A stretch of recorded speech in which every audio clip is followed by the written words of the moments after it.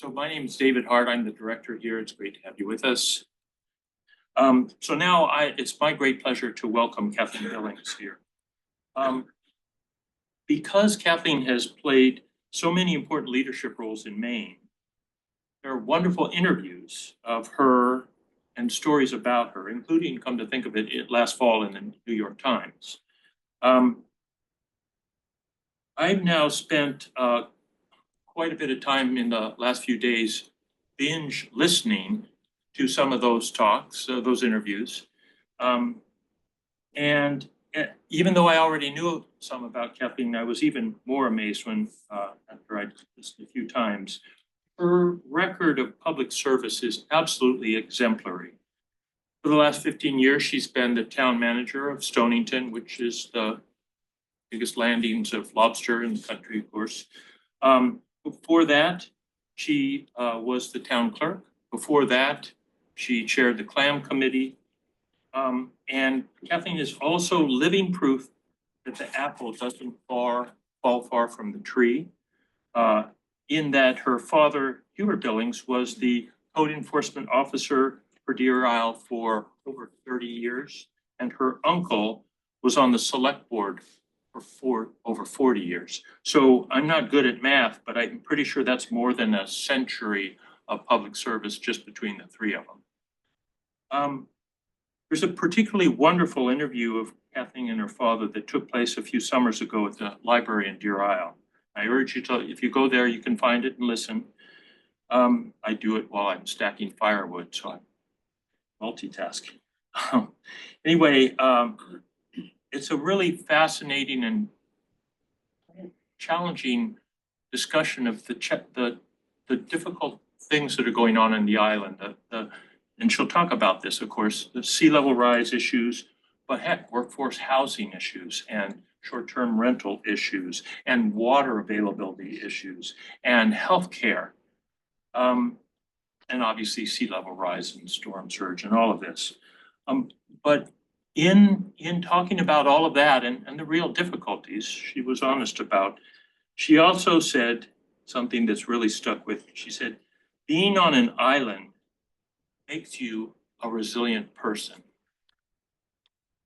And I kind of thought, Kathleen, I'm probably taking this too far, but I thought, well, we all live on an island. It's a really big island. It's the only island we've got. We certainly have indigenous colleagues who call it Turtle Island, right? And maybe we ought to think the way Kathleen thinks about being on an island together and what it means to be resilient. So I think we're going to learn a lot from her, because day in and day out, she's doing the really important and hard work that we need to do community by community across this country and across the world. Kathleen, it's so wonderful to have you with us. Thanks.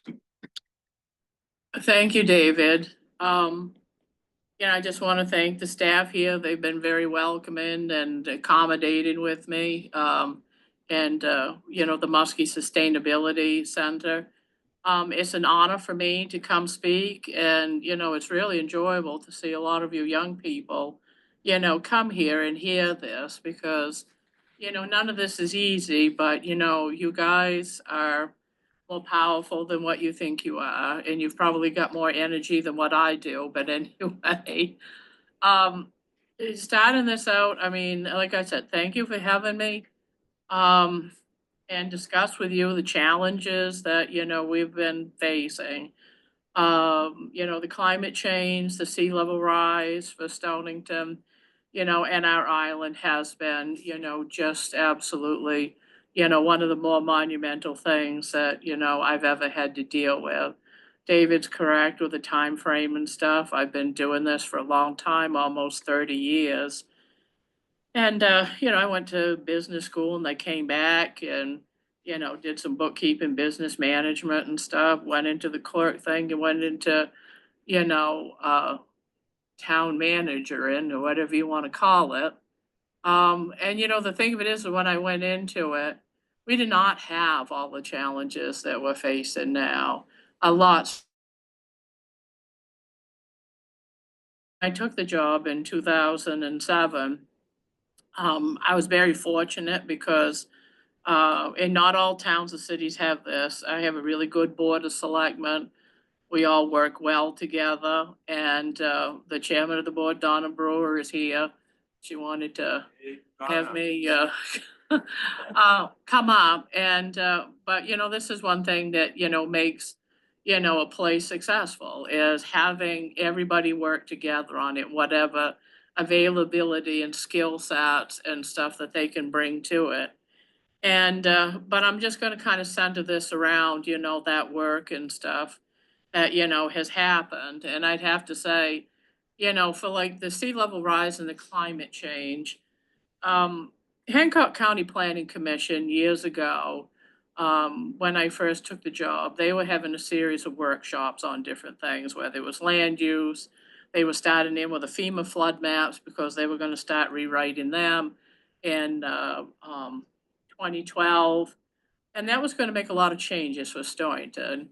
They were figuring what the storms were going to be, the elevation levels, which also affects the FEMA flood insurance. It was going to make it more difficult for a lot of businesses to be able to survive because you have to tie that together with mortgages or finance. And, and the one thing that I found out, with it and learned at that time, and there was a lot of other selectmen that went too, is, what this impending thing was going to bring to us.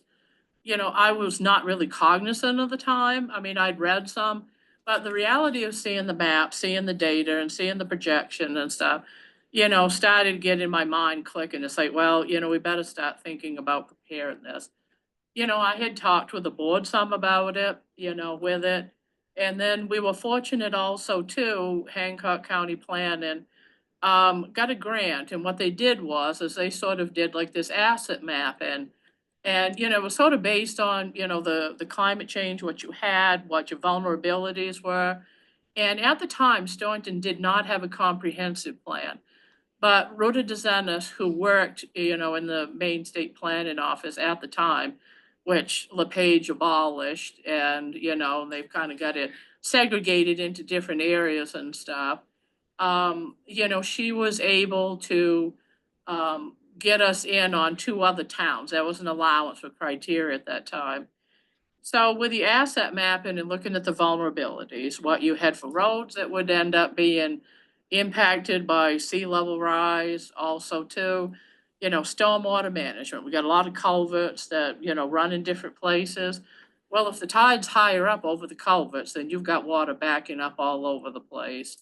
And, that affects businesses, things that get floods out and stuff. So, and utilities too. We have a lot of pump stations, things like that. So, it was really bringing into focus, how much this was going to impact us, how much money this may be. We need to start planning ahead and thinking, how are we going to deal with all of this? Um, Part of the FEMA flood maps also too was basing this on a formula that one size fits all. And for Stonington, I did start doing a lot of research on it, what it was going to be. And the only thing is Stonington, because we have the archipelago that we do, our FEMA flood maps probably weren't going to be as bad as what maybe other places were that did not have the protection of the islands and the shoaling and stuff like that. So we did hire Bob Gerber, and he was the only successful person I know of that could, look at that, scale up, and file an appeal. And everyone said, well, why would you want to file an appeal, with it? And the reason was at the time is that, if you're going to be doing projects like strengthening seawalls, looking at your roads, what is vulnerable, whatever it is, you want to have some idea of how strong you're going to have to build something, how high you're going to have to build something. Overbuilding costs money, but underbuilding just is a waste of taxpayers' dollars. So, you can't be perfect on it, but you really want to have some sort of direction that's with it. And if we can go to slide 2, we have some information on some of the flood map things. Also, too, some of the storm damage from the January 10th and the 12th storms that we had. So, going through some of those exercises and stuff like that, we're doing some of that work, although the storm was sort of a perfect compilation of full moon, a big storm offshore, and a surge that nobody had expected at all that was with it. And the next result out of that is um, Stonington with the Board of Selectmen and stuff. We had never been able to pass a comprehensive plan. They started one in like 2002, 2003, but the state didn't accept it at the time. And my sort of mentorship with Bob Gerber at the time, he was a state planner and he also was a water geologist and a whole host of other things. The man was practically perfect in my book, so, and I don't say that very often about people. But he told me some of the things. He said, now that you have some idea of what this is, he said, getting yourself a comprehensive plan so you have that guidance. What are you good at? What aren't you good at? What are some of your vulnerabilities? What is it that you need to do? Going forward. Also, too, a comprehensive plan. If you have done this homework, it enables you to be able to pursue the funding that you need for a lot of these projects and everything that we would end up having to do. It's imperative, I think, that you gather your town together, you have the focus groups, you hear from the different segments of people, in the various things, so you can make that plan. And so anyway, what it did is it gave us a list of priorities. It gave us some focus, on improving our downtown, more parking, establishing growth areas, which we established two of them. One sort of like the Upper Village area where there was some land and we could invest money in. Also, too, a strip of land that we have more in the interior up to the airport road. We have some municipal buildings. There was some extra town land up there that we could potentially, which we've been kind of working on a small scale, like developing a business park, to help with that. A 10-year capital plan. And also, too, looking into more seriously the climate change that was coming to various areas of our town. The mapping that Bob was able to do, collecting some of the state data, building off, those FEMA flood maps. And, the other thing is bringing to the forefront being an island. We have to be probably a little bit more careful than anybody else because of the capacity of being able to do things, especially for groundwater. Groundwater is a huge problem for us. Stonington is the retail center of the island of Deer Isle, which if some of you don't know, it's kind of like off Bahama, they call it. So anyway, it's like Maine's second largest island. But we do have various, capacity issues, sensitive soils, getting septic systems and stuff like that can be problematic. Soils aren't great in places, a lot of clay. But anyway, like I said, the climate problems that, we would have, along with it, and being sensitive to that, we improved our communication, cell phone tower. At the time, fiber connectivity was being talked about. We had really lousy internet that's inhibiting businesses and, growth of investment, building your tax base and stuff. So, all of that plan kind of outlined that. And you can kind of like bring a couple of slides ahead, like to slide 5. I think it shows like the comp plan where we had the growth area and stuff with it. You can see I don't do this stuff often.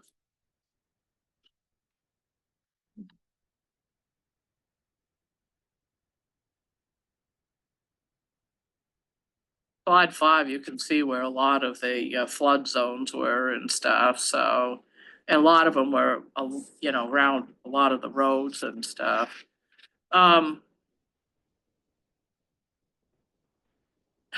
let's see, the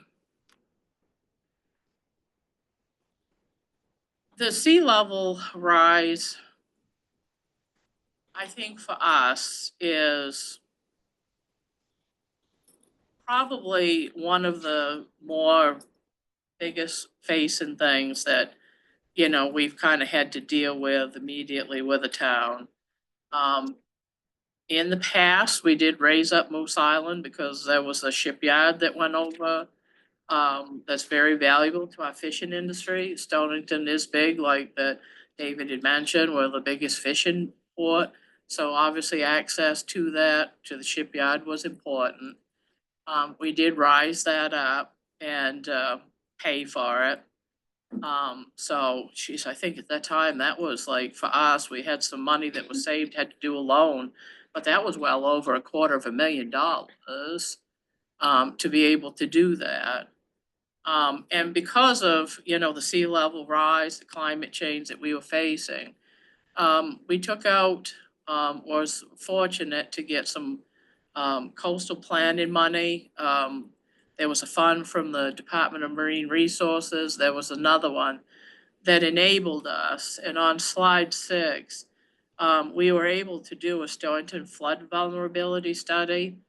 So with, you know, getting our comprehensive plan and hiring these folks here from GEI, we were able to evaluate the whole town, you know, and prioritize roads that was under threat or would be cut off from other areas.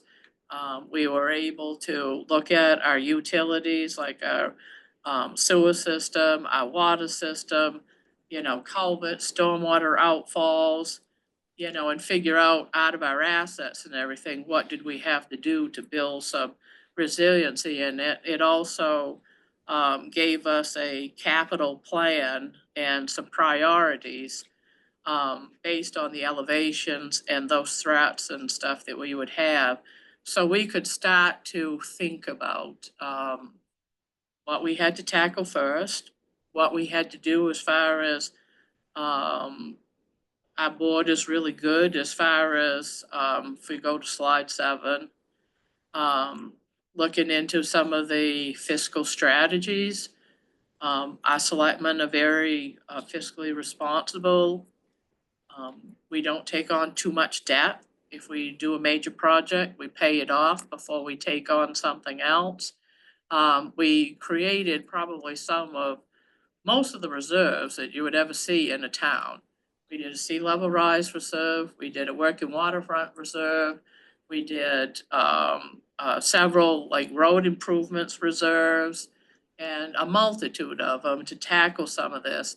And some of the reasons you do that is because if you tuck a little money away every year, whether you're taking it out of surplus, if you've had a really good year of revenues and stuff, you know, you can tack a little bit more to it. When you don't, you know, you probably don't do so much. Some of the reserve spending comes out of taxation. As I say, some of it comes from, you know, surplus. But it keeps your taxation level a little bit more leveled out, a little more stable for your utilities.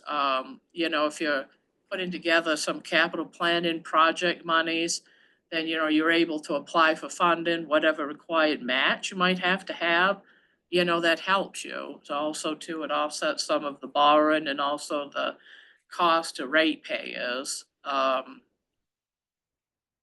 Something else that we did too, because of sea level rise and climate change, we did a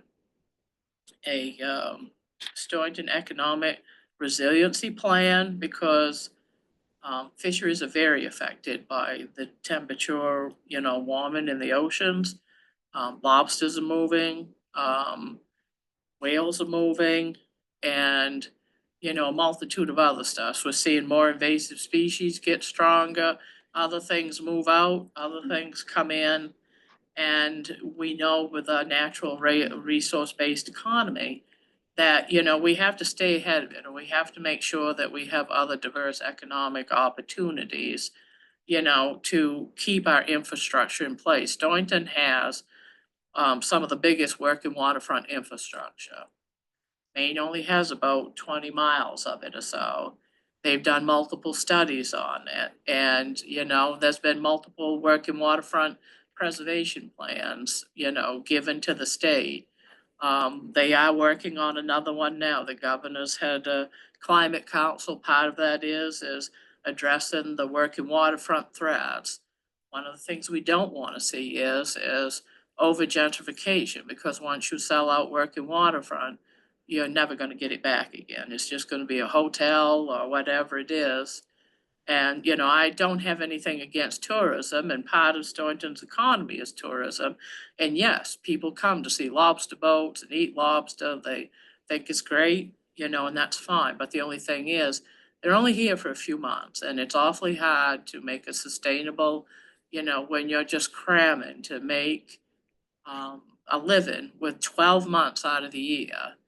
And the rest of the year is, sort of a mix of a couple months of feast or famine. And then in the wintertime is complete famine. So, and you're just trying to get to that next segment. Stonington, part of that is what is it we could, bring to strengthen the fisheries, have diversification in the fisheries with aquaculture. How can we look at other marine resource opportunities to preserve that working waterfront, which makes your community stronger? How do we best deal with the sea level rise, the climate change, to preserve the docks, to be able to build some of that resiliency in it? And if fishing is changing and the number of the days, what can boats get into and other things? They like to fish. They love the water. You can't beat that out of them, and you're never going to beat it out of them. So, you need to be sensitive to that and figure out how do we best deal with some of those challenges that, we face with this, and try to benefit, our, for a year-round economy. Some of the resiliency thing, we did hire a firm, Camoin Associates and Jim Demetius. He's great and he understands coastal communities. They're a great firm. One of the things is, if you want to read some of this, go on our website. We have a lot of these different resources available to go onto it. If you don't, email me. I'll make sure that you get some of it.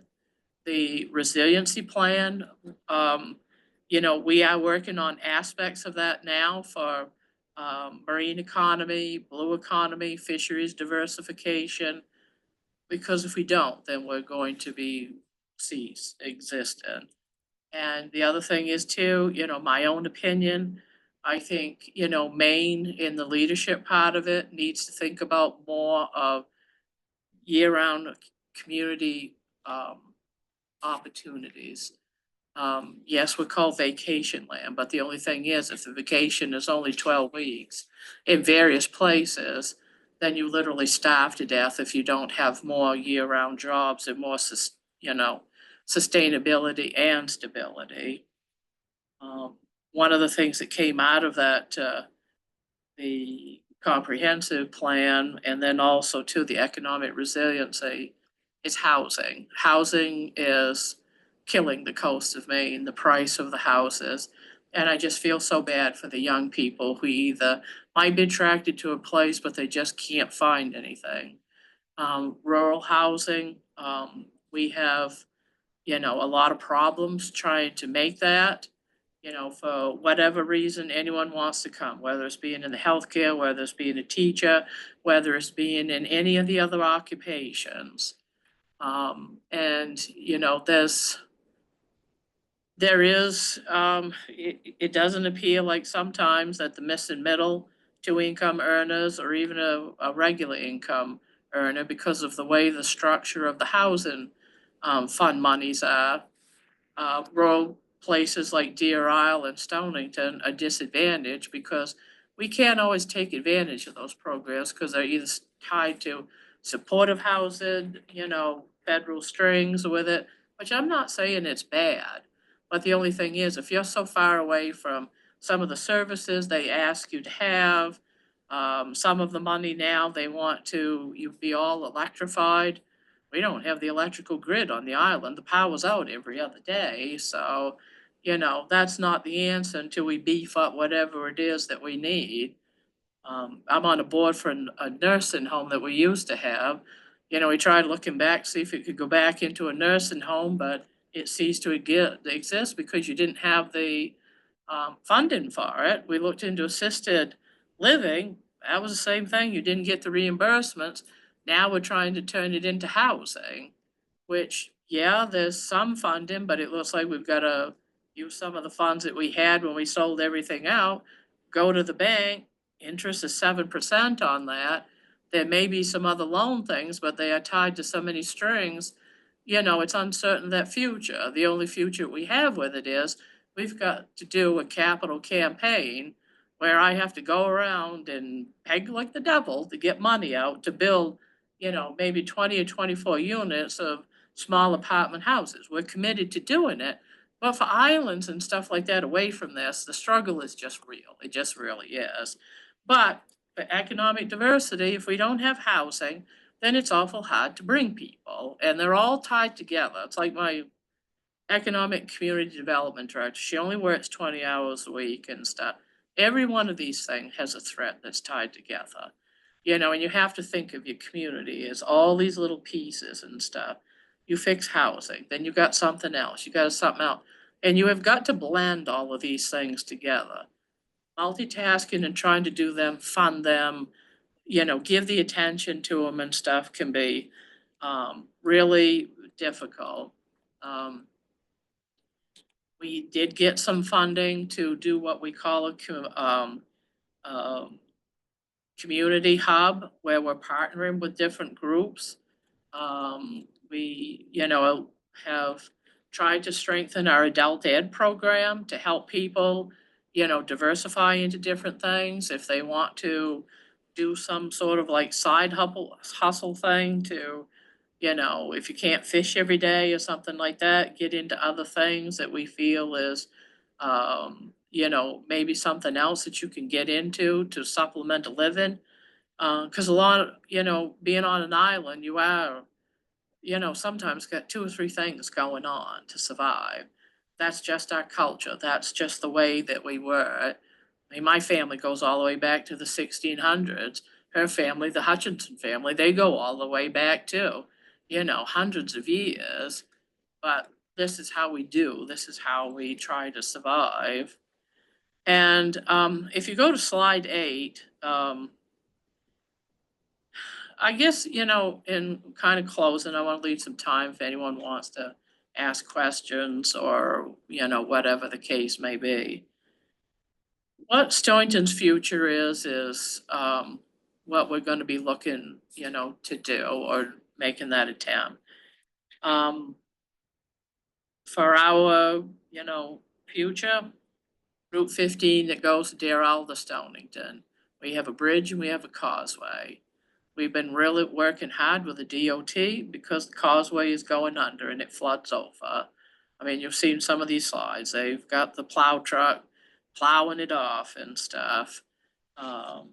And, that floods over during these storms that we had. It washes away. They've had to add rocks to it and everything. We need to elevate it. On one of the slides, we have a project down there for Oceanville. I have, we're trying to rise that up, 3 or 4 feet. Because, the storms would come and you see one of the slides there where, I don't know how to best describe it. We got some Northern Borders funding money to raise it up because there's a big harbor down on, of Oceanville Road. And we, it's like anything, you make plans, like, all right, we'll elevate it 2 or 3 feet. We had a GEI study, they said, what you've got to raise it up. And when we had that January 10th storm, and I was down there too, and, it was kind of unbelievable. The water hydrology of inner Southeast Harbor. And when GEI came down, I took them for a ride around different places, the roads, vulnerabilities. And we had several years before that a storm. My plow guys were saying, geez, the water was coming over this way here. And I thought they were nuts. And I was like, well, the ocean, Webb's Cove is that way. how can the water come through there? It left big ice cakes and, they had videos and they were sharing it, laughing, just plowing off these ice cakes to open up the road. So when I had the GEI scientist teams down, and I said, why is it doing that? I said, I can't figure it out. Because when you have the ocean storms and full moon, the big surges that comes in and stuff, it would go in that narrow area and rise up more and it would rush over the opposite way from the ocean because that side of that island rose up more. Now, when we got the northern borders, we designed it out, did the base thing. The January 10th storm and the 12th storm, just absolutely, it was up 4 feet higher than what we anticipated. We had to go back to the Northern Borders grant people who were gonna give us that money with our engineer, because the design that we had talked about was gonna literally tear itself apart because, we were figuring on building it up so high, putting sides to it, geofabric and everything else. And so much water rushing through there because it went over. Then when the tide board, it came back and it went the other way. And we have videos of it. And it was like, geez, this is gonna be an engineering nightmare. And we're gonna look like fools if we can't figure out something else to hold together. So we ended up having to redesign it, ask for an extension of time to go with more of a lower profile Army Corps design that would be more resistant to buffering over and not washing it completely out because the water hydrology hitting something can just tear it apart like a bridge. So, that's been an interesting project. It's, underway now. Same thing with the causeway. They're having to raise it up, look at whatever it is because there is no alternative route for it. That's the only thing that we have. The end of the bridge tears itself apart because it's a causeway that goes over it. And that was literally tearing itself apart. So, I mean, I don't know, how else to, say it. We're facing moving our fire station because that got flooded during the storm. Insurance didn't pay nothing for it. FEMA's got a claim, that's probably gonna be 3 or 4 years down the road. In the meantime, the town has to pay for it, carrying that for 3 or 4 years. Um, that's hard on you for cash and stuff. I think that going forward, funding is crucial. I think everybody understanding smaller places, it's gonna take a lot for us to build resiliency in. And resilience funds, if there's philanthropy or something, and it's, I tell people now, it's like, well, if you like Stonington, then, maybe you need to invest in it because there's only so much we can tax people. There's only so much funding that you can get. These problems are larger until we get a grasp and either slow it down or whatever the case may be, with it. And it's just been, a difficult challenge too for not just Stonington, but other places. Stonington gets so much funding because I have no Main Street right now. All I've got is great big holes everywhere is because we're adding more tanks to it in the middle of winter because we need more capacity for housing. We need more capacity for seats for restaurants because they're all demanding it. We got funding for it, but you literally have to tear up the whole street to get it. But I'd rather do it now while we can. But with, the national politics situation that's going on, I have 3 or 4 projects that we literally, if we don't get the funding for, I will probably end up, potentially having lawsuits from contractors because we had to sign contracts that I can't pay for them.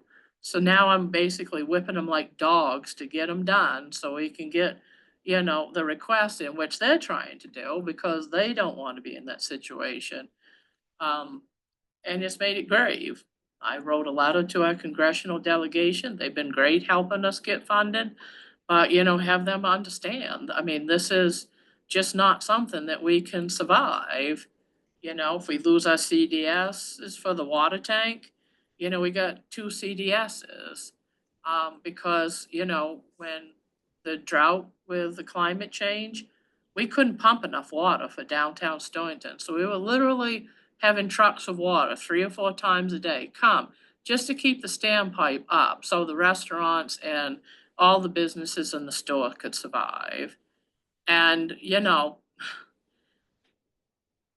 I don't know how to tell. I mean, probably some towns don't have the challenge that I have going on all fronts, but you try to deal with them best you can. We're gonna build a bigger water tank, more buffer into it so we can store water. You know, do the transmission lines, so if there's any leaks, we can save water with it. You know, I think we're trying to do everything that we can do, but, you know, being you know, at the helm of a small town is not easy, but I'm thankful. I got a great board of selectmen. They have a lot of faith in us. I have a great, well-trained staff. They push 110% just like I do because they want to make the community better. They live in it. But I guess, you know, it's like a lot of you guys. I mean, you're the future of all of this. And, you know, I hope that you guys, you know, can rise to this or realize, yeah, it may seem insurmountable, but I always have to look at it some days. It's like, okay, I didn't tackle as much as, you know, what I wanted to do, or things didn't go right, or things had to get reprioritized because you're multitasking all the time. But a lot of times I focus on a small thing, and the next day was a small thing, and next day was a small thing. That's how it doesn't seem so overwhelming. And you just keep building that capacity. But when you look back over 5 years, or I look back through the minutes on different things, I look back through my camera, my feed, taking pictures, I realize how much the community has accomplished. And that's the thing that you have to think on. The glass is half full, it's not half empty. I hope that makes some sense, but anyway, it's about the way I tackle some of the stuff. That is so great, Kathleen. Thank you very much. Oh, there she is. Yeah. Hey, Linda, hang on a sec. I'm going to do a little bit here. Okay. So I don't know about you guys, but if we think our work, our studies are challenging, imagine running a town like Stonington with where Kathleen's perfectly willing to share the credit for a lot of good folks, including having you here today, Donna. But it's a lot, right? And things are changing fast. And you know, one day it's housing, and the next day it's sea level rise, and the next time it's a drought, right? I mean, these aren't even like, which thing are we going to get hit with?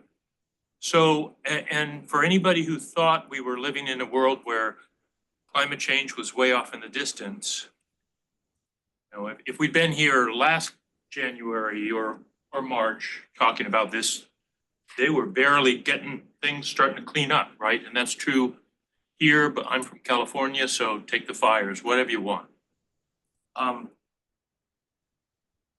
But I think I actually also, when I heard you and your father talk at the Deer Isle Library, he said what you just said, which is that he talked about his hope that young people could rise to these challenges. And all I would say is anything you guys can figure out about your work here and your lives going forward, that you can roll up your sleeves to work on this, whether you end up in Maine, if you're lucky enough, or you're farther away than that and you make your way back later. This is really the work of our time all over the planet, but why not start right here?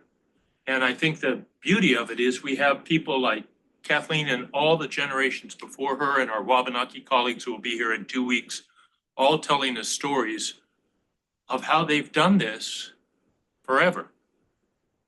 But it's not going to be easy. So I just feel really fortunate, Kathleen, that for you to remind us even the half full part. I sometimes struggle to see the liquid quite that far up the glass, but I appreciate everything you've said here. And now I think I'm going to hand it over to my wonderful colleague, Linda Silka, who's been watching the chat, and she'll take some questions and talk about them, and I'll do the same with the audience here. And we got about 15 minutes. Take it away, Linda. Great, thank you. David, that was just so great, and it just this is so exciting. And everyone, before we do anything else, whether you're at home or in the room, can we all clap again?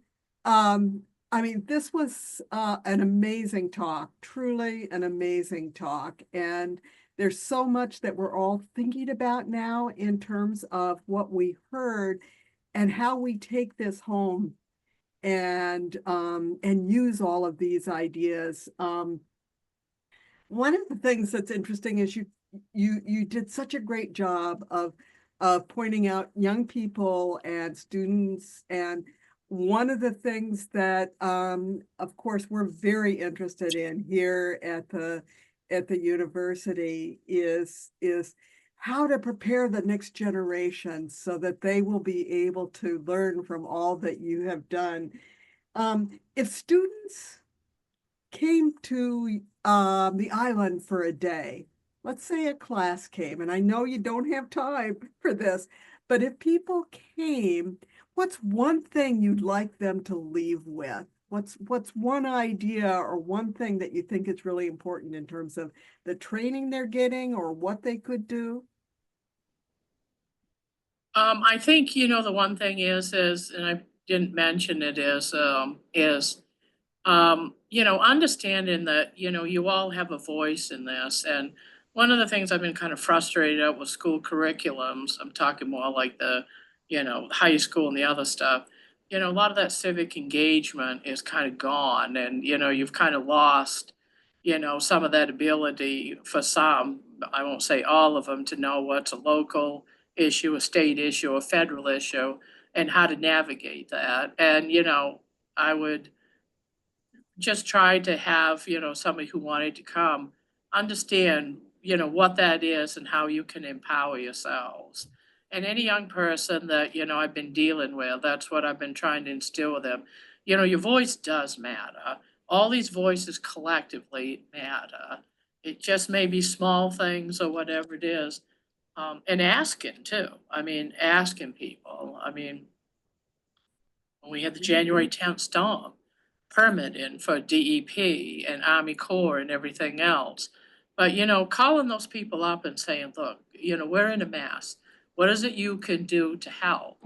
And, they did rise to the occasion. I mean, DEP and the rest of it, they put something together, but, you guys would be free, don't be intimidated to ask somebody. People are there to help you, and, collectively you can make a difference or plan to move forward.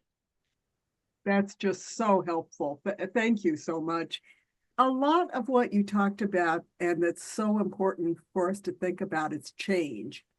And one of the questions that one of the listeners asked is, how does a change in lobster landings affect Stonington town government? And you could say it doesn't, or we'd love to hear what your thoughts are. So how does a change in lobster landings affect Stonington town government?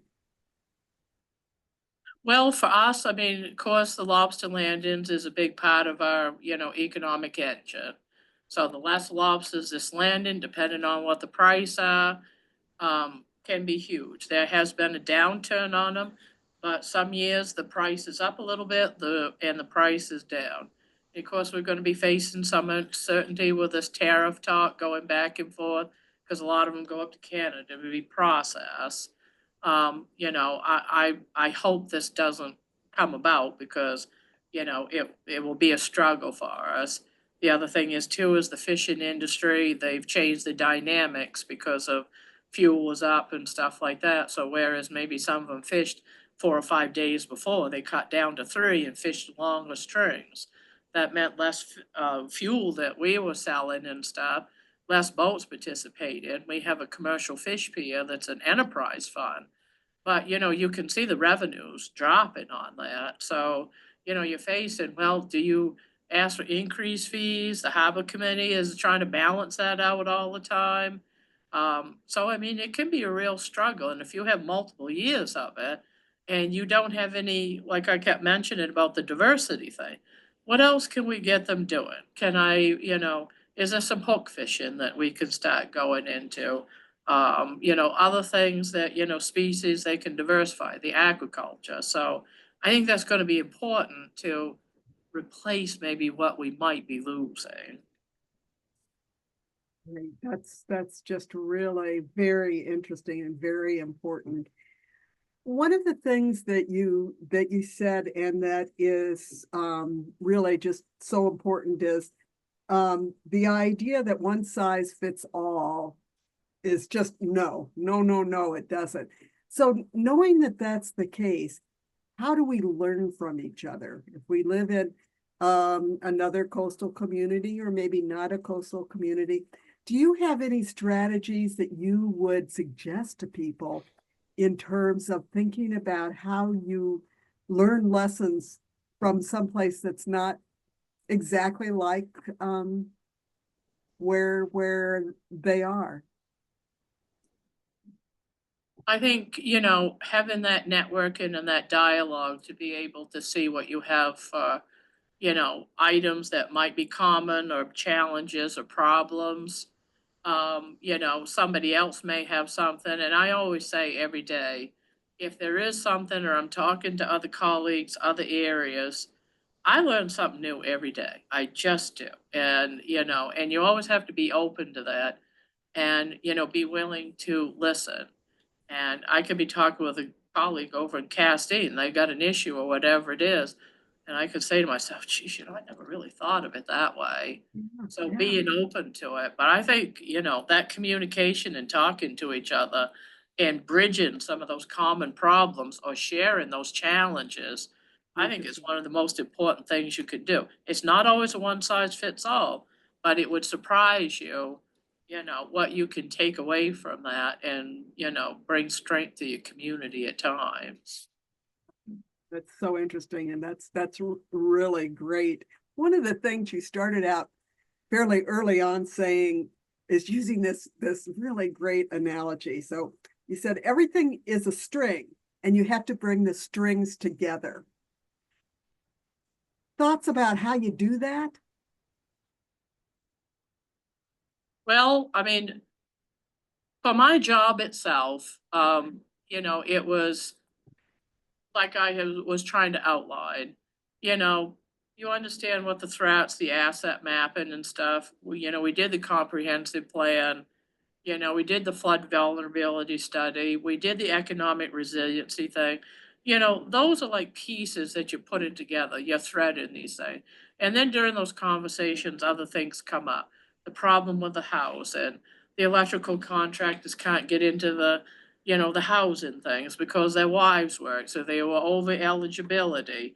So I mean, everything is all threaded together. So you have to kind of like work on all different aspects of it all the time. The fishing industry, as we just mentioned, they may go down. So you have to work on how do we diversify into other things because a boat costs money, the payment costs money and everything else. And when you go into that, and it's no different than construction equipment, you buy an excavator, that has to work every day to make money for the payments and, bring something in. And, this is part of your business plan of just figure out whatever else you can do with it. I don't know if that answers your question or Yeah. not, but Oh, it does. That's just really great. Linda, could I do a question from the room? Absolutely. Sarah? Yeah, thanks. I was curious about your mention of the community hub.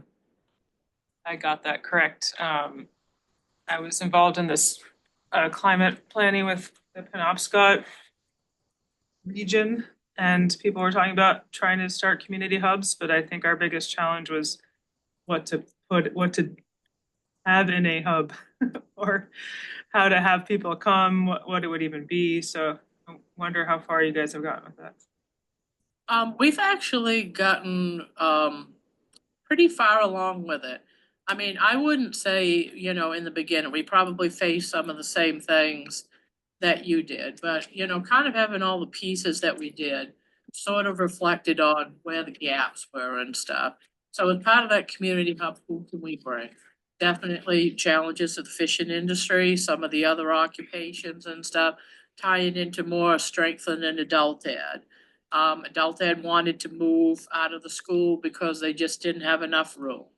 And also too, adults were uncomfortable coming up maybe where some of the kids were if they had challenges. So we, we have a big school building that I have multiple businesses rent, sort of like an enterprise fund. So we moved that down there. Fishermen don't always get the ability to be able to healthcare because they can't find it. So we were working with Northeast Health Occupational or whatever they call themselves, because they had a grant. And part of the thing was, as keeps coming out, is, fishermen don't have that access to healthcare. So we have a nurse that, has been hired out of that. She's been working with various ones, going to the docks. Haystack, I don't know if any of you guys have heard of that. That's a like famous craft school, and one of the things they're in is this fab lab that they have. So, they're working with us. So we've been working with various partners that are coastal fisheries on the fisheries thing. So we're bringing all of these people together because they all have like different skill sets. They all have funding thing. So being that sort of connection with it, bringing these people together and being able to advance that. I think I had a flyer or something like that that we did that sort of tells it. But I will be honest with you, it took a little bit to get to with that because that's the biggest part is all the voices. But they did coalesce together after a while. And, I anticipate it'll be added more capacity to it, but it's going along pretty good now. Really is. Think we have time for about one more question that I would be happy to have it be mine. Either way, go either way. Yeah, anybody in the room has anything? And Linda, are you okay with me doing this one? Yep. So, oh, go ahead. No, you. Oh, no, it's just a quick mention that I'm also from a coastal community, San Diego. We have more resources. And we have the School of Scripps Pier, which so thankful for. We don't have as huge reliance on fishing industry, but still there and present. And with a lot of the changes, we rely on kelp. That is a big export sea. And also a lot of people like to fish there, sporting fishing really big. And you find a lot of people who want to like catch all the big tuna, but there's not as much there. But you've seen like a industry shift towards eating rockfish, which is more available. And that has been a bit difficult, but I've been on the docks and I've seen like the fishermen out there because I go to the fishing markets. And it's really interesting to see like the different varieties that they are showing out and what they are selling. And seeing like which fishes are not being out there and what just on a daily basis, what's not being caught. And something reminds me of, it's similar to the different gulfs and different extents, but even in California, we're dealing with the same problems. Well, and some of the same things, I mean, because you're absolutely right. It's one of the reasons why we're kind of looking into this hook fishery. Because, if you can do small scale on that rather than dragging and the bycatch and all the rest of the other stuff that goes with it. If you can bring more of a value added fish, you can get into selling it to markets, you can sell it off the boat, that helps the boat make more money, provides that diversification. Aquaculture is a big thing, both towns have been dealing with it and, kelp thing, we have some people doing that. But you got to have drying for it and stuff. So now this is where we're trying to advance some of these things and fill some of those gaps. I mean, her family, Marsden's been into the farm scallop business for a long, long time since they went to Japan and stuff. And he's and her brought that knowledge to, the Deer Isle Stonington area. So it's invaluable. Well, Scripps Pier will probably be okay with reaching out. My apologies. Yeah, that's. And David, can I say one more thing? Bet. Go for it. Everyone, after you heard this great talk with all these great ideas, please think about one person tonight you're going to tell about what you heard and what you learned and what you're going to do. Because there was just so much here that we can all learn from. So thank you very, very much. Kathleen, thanks.